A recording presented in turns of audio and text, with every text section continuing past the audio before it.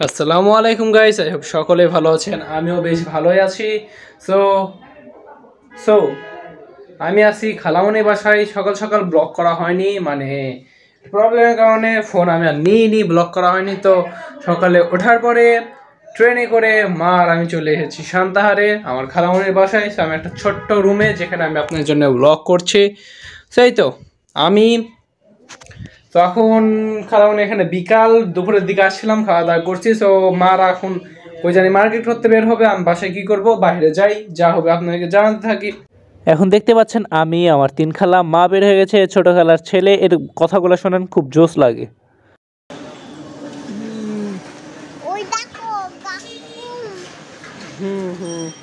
এখন দেখতেই পাচ্ছেন এক এক করে যে যার মতো উঠে পড়লো, অ্যান্ড আমি সামনে বসে পড়লাম। তারপরেই আমরা যেতে যেতে যেতে যেতে তাও কত 10 মিনিট পর, 15-20 মিনিট পর চলে আসছি টপ 10 এখানে আসার কারণ, মা বলল যে আমাদের বাপ বেটার জন্য পাঞ্জাবি কেনা হবে। তারপর দেখতে পাচ্ছেন কালার ডান পাশে একটা, বাম পাশে, ডান পাশেরটাই আমি চুজ করছিলাম। তারপরে মা বলল আচ্ছা ঠিক আছে, তাহলে এটাই নে। তারপরে তো দেখতে পাচ্ছেন কাপড় তাপড় এগুলোই দেখা হচ্ছে। দেখার পরে ওই নীলটাই আমরা এখন নিব। অ্যান্ড এই তো দেখতেই পাচ্ছেন এটা নেয়ার পরে আঙ্কেলরা বাইকে আসছিল, তো এরা মনে হয় বাইকেই যাবে। আমি এই জিনিসটা নিয়ে এখন হাঁটা ধরেছি। তারপরে অনেক ঘোরাঘুরি করা হয়েছে, জ্যাম ছিল অনেক। তারপরে আমরা মুড়ি টুড়ি খাইছি, মারা কিছু নিল, আমি দাঁড়িয়েছিলাম এক কোণার দিকে। অ্যান্ড সব কিছু নেয়ার পরে এখন অটো একটা পাইছিলাম এই জ্যামের মধ্যে, তাই অটোতে আমরা চড়ে বসেছি। অ্যান্ড এখন আমরা যাচ্ছি। তো তারপরে অটো নিয়ে আমরা 20 মিনিটের মতো আসার পরে বাসার সামনে চলে আসছি। এখন দেখেন ছোট ভাইকে নিয়ে আমি এখন বাসায় যাচ্ছি। বাসায় যাব, আসো আসো, হাত দাও, বাসায় যাব, চলো চলো চলো চলো, আস্তে আস্তে উঠবা, আস্তে,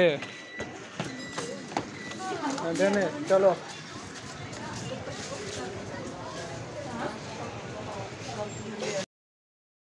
তারপরে আপনারা যেমনটা দেখছেন, আমরা বাসায় ব্যাক করে ফেলেছি।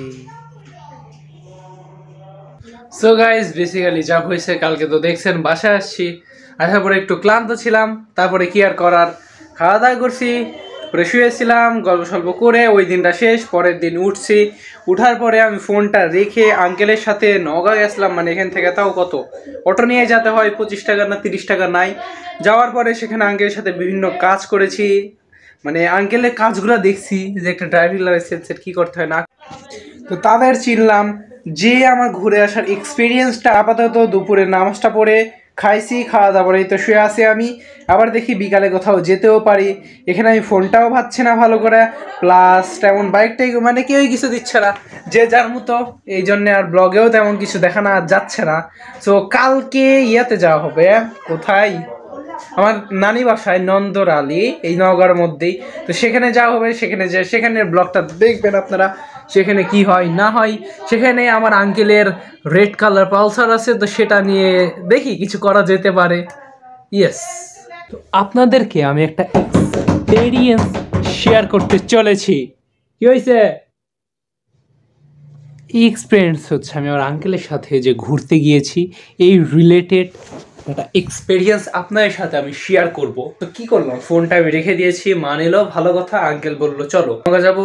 আঙ্কেল বললো যে আমার কিছু কোর্টে কাজ আছে। তো আমার মাথায় ঢুকলো, এত বড় একটা আঙ্কেল, আমাদের এই মানে আমার সবথেকে বড় খালার হাজবেন্ড, তো আঙ্কেলের কাজ আছে। তো দেখি, দেখতেই যাই, ফোন টোন সব থুয়ে আঙ্কেলের সাথে অটোতে চললাম। দীর্ঘ 20 মিনিট 25 মিনিট অটো নিয়ে যেতে যেতে নওগাঁ পৌঁছালাম কোর্টের ওখানে।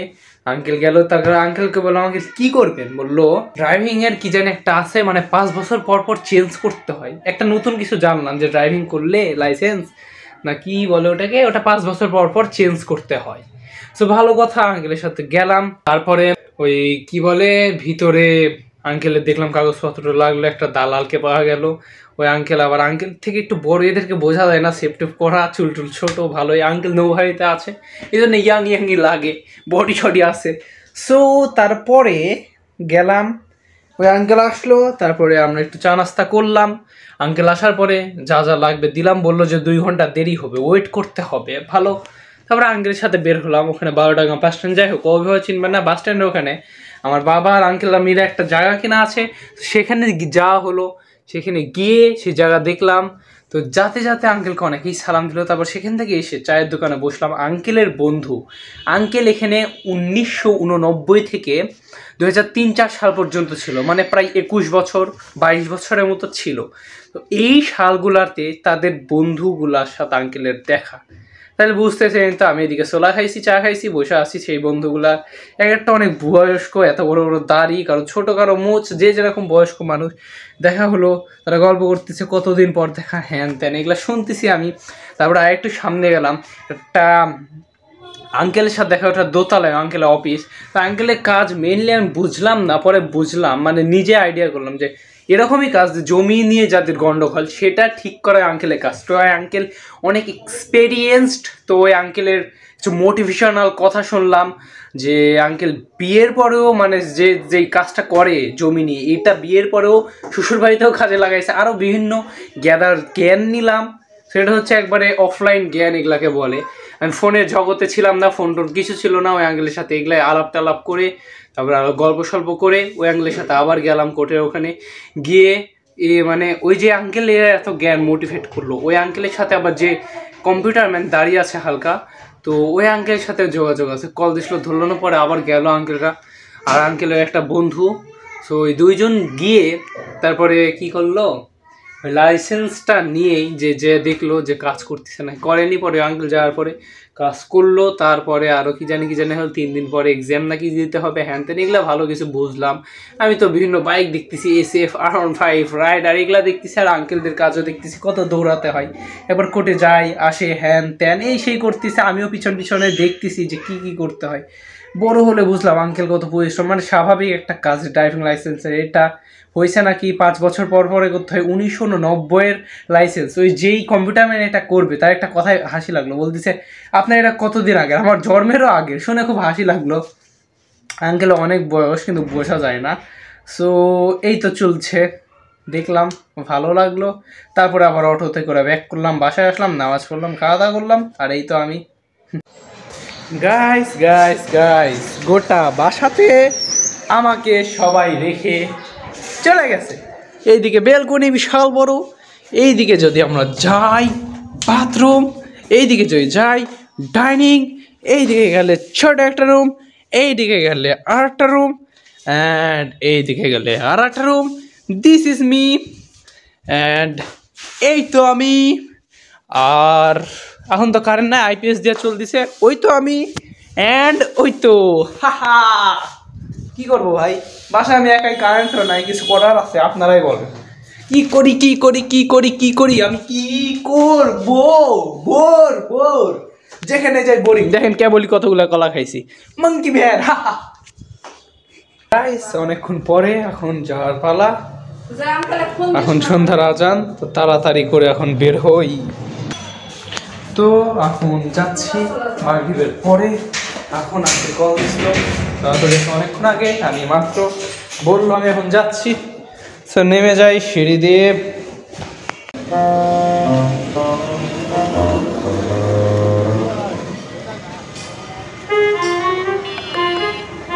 তো এই তো স্টেশনে আমরা চলে আসছি। এটা হচ্ছে আমার সব থেকে ছোটো খালু, এটা আমার সব থেকে বড়ো খালু। তো আমি আঙ্কেলই বলি। তো এদেরকে নিয়ে একটু ফুটপাতে চেক দিচ্ছিলাম যদি অল্প দামে কোনো ভালো কিছু পাওয়া যায়, বাট গেছি যার পরে তো দেখতেছিলাম কিন্তু তেমন ভালো কিছু পাওয়া যায়নি। এই জন্যে আবার কি বাসায় চলে এসেছি, তেমনভাবে ব্লগ করা হয়নি এখানে, তো বাসায় চলে। অ্যান্ড আজকের ডেতে তো দেখলেনি কি করলাম সকাল থেকে। তো গাইস এখন আমি ঘুমিয়ে পড়তেছি। Good night guys. হ্যালো, আসসালামু আলাইকুম গাইস। সো শুভ সকাল, উঠে পড়েছি। আপাতত এখন ওঠার পরে কি করতে হবে, গোসল করতে হবে, খাওয়া দাওয়া করতে হবে, তারপর তো নানি বাড়ির উদ্দেশ্যে রওনা দিব, বুঝলেন গাইস। আপাতত যাই। হ্যাঁ গোসল করতে হবে, খাইতে হবে, এই তো বড় খেলা। বাইরে কি অবস্থা, আজকে তো হালকা কুয়াশা দেখা যায়। হ্যাঁ কুয়াশা পড়ছে। যাই হোক, আপাতত আমি গোসল করি। তো গাইস গোসল টোসল করে তো চলে এসেছি, এখন রেডি হওয়ার পালা।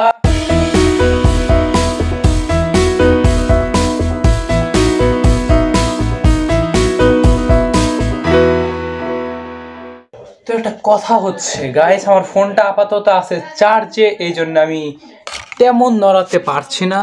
ফোনটা আছে চার্জে, চার্জ হোক, কারণ একটু পরে মায়েরা মনে একটা সিএনজিতে যাবে, আমি আমার 2 নম্বর খালা এবং খালু, আমরা 3জন আর এক সিএনজিতে যাবো।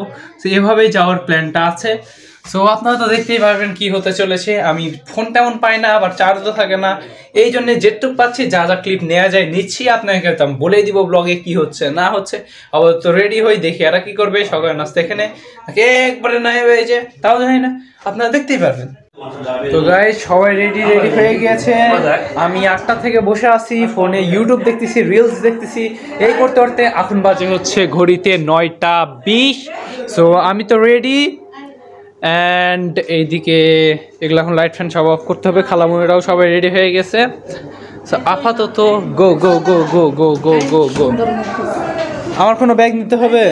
দাও, এই স্কুল ব্যাগটা আমারই নিতে হবে। ব্যাগের মধ্যে জিনিসপত্র আছে। সো আমি এই স্লাইডস পরেই চলে যাব, নো প্রবলেম। ওকে, আমি আমার মতো চলে যাচ্ছি। আমি আঙ্কেল আর মা যাব একটা সিএনজিতে, অ্যান্ড খালামুনিরা আর একটা সিএনজিতে যাবে। এইভাবে আমরা যেতে থাকি। আমি সামনে বসো, ধরো ব্যাগ নাও। তো যেমনটা দেখছেন খালা খালু মা উঠে পড়েছে আর আমি সামনে উঠে পড়েছি। এখন আমরা সিএনজির কাছে যাচ্ছি। সো অটো নিয়ে আগে সিএনজির কাছে আমাদের যেতে হবে। যার পরে দেখতে পাচ্ছেন এই তো সুন্দর আবহাওয়াতে বাতাস লাগছে, হালকা ঠান্ডা পড়েছিল আজকে, আপনাদের তো আমি সকালে বলেই দিয়েছিলাম। তো ঠান্ডার মধ্যে সামনে বসে চুলটুলো উঠছিল, ভালোই লাগছিল। তো তারপরে আমরা সিএনজি স্ট্যান্ডে চলে এসেছি, যেমনটা আপনারা দেখছেন। সো তারপরে এই দিকে আপনারা দেখতে পাচ্ছেন এটা হচ্ছে তাজের মোড় এই জায়গাটার নাম। সো আমরা সেখানেই সিএনজি স্ট্যান্ড আমরা আসছি, তখন আমিও হাঁটছি, আমরা হাঁটতেছি, হেঁটে এখন একটা সিএনজির কাছে যাব, তারপরে তো সিএনজিটা উঠবো। এই তো দেখতেই পাচ্ছেন সেই দাদুটা আসছিল, দাদুটাকে যা পারছি কিছু দিছি, দেওয়ার পরে এখন আমিও সিএনজিতে উঠে পড়ছি, যেমনটা আপনারা দেখতেই পাচ্ছেন। তারপরে তো এই তো বিসমিল্লাহ বলে নানি বাড়ির উদ্দেশ্যে রওনা দিয়ে ফেলেছি গাইস। সিএনজি স্টার্ট দিয়ে দিয়েছে, কোল্ড স্টার্ট আমরা বলতে পারি। তো এখন আমাদের শুরু চালু হয়ে গেছে সিএনজি, আর আপনারা এখন এনজয় করেন নানি বাড়ি যাওয়ার পুরো পথটা।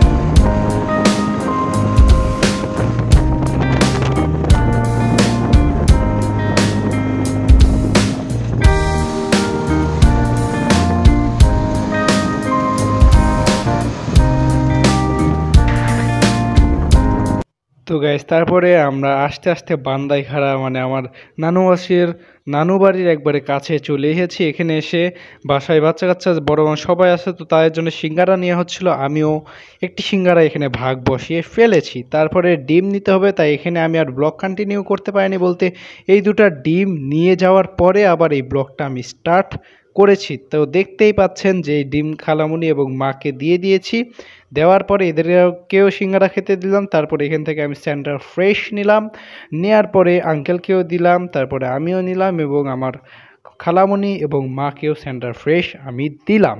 দেওয়ার পরে এখন এই সেন্টার ফ্রেশটা চাবাতে চাবাতে আমি আমার নানু বাসার দিকে যাবার সর্বোচ্চ 5 মিনিট বা একবারে সোজা রাস্তা গেলেই নানু বাসার দিকে আমরা পৌঁছে যাব। তো আপনারা দেখতেই পাবেন, এই তো এখানে বাচ্চাদের জন্য চিপসও নেওয়া হয়েছে। তো আপনারা এখন এনজয় করেন।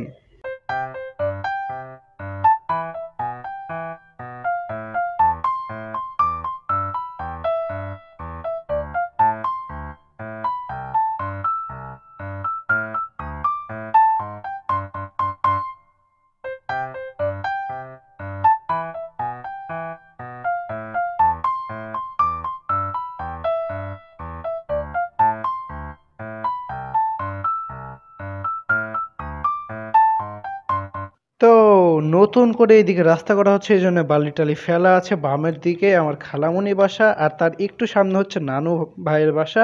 তো আমরা বেসিক্যালি, আমার তো নানি মারা গিয়েছে, এই জন্য আমি আমাদের সবার খালার বাড়িতেই ওঠা হয়। সো দেখতে পাচ্ছেন বামের দিকে আমরা পৌঁছে গেছি। এখন এই দিক দিয়ে সোজা গেলে আমার খালামণির বাসা। অলরাইট, ফাইনালি নানি বাসা খালামুনির বাসায় চলে আসলাম। তো গাইস, এই ছিল আমার ডে 1 ডে 2 আমার খালামণির বাসায় এবং নানি বাসায় যাওয়ার একটা ভিডিও। তো এরপর থেকে আপনারা দেখবেন নানি বাসায় কি কি করা হয়েছে, তারপরে আবার বাসায় আসছি কখন, কি করছি না করছি, এগুলো হচ্ছে নেক্সট ভিডিওটা। এটা আপনারা ডে 1 বা পার্ট 1 বলতে পারেন। খালামণির বাসা থেকে নানি বাড়ি মানে ঘোরাঘুরি পার্ট 1 এই ভিডিওটা হতে পারে। আর নেক্সট ভিডিওটা কি কি হবে আপনারা তো অবশ্যই চোখ রাখবেন মাই ইউটিউব চ্যানেল রাষ্ট্রমেডিয়াতে, তাহলে দেখতে পারবেন। ততক্ষণের জন্য আজকের ভিডিও এতটুকুই। যদি ভালো লাগে তাহলে কি করবেন জানেন, লাইক, কমেন্ট, শেয়ার, সাবস্ক্রাইব করে দিবেন। Bye bye guys.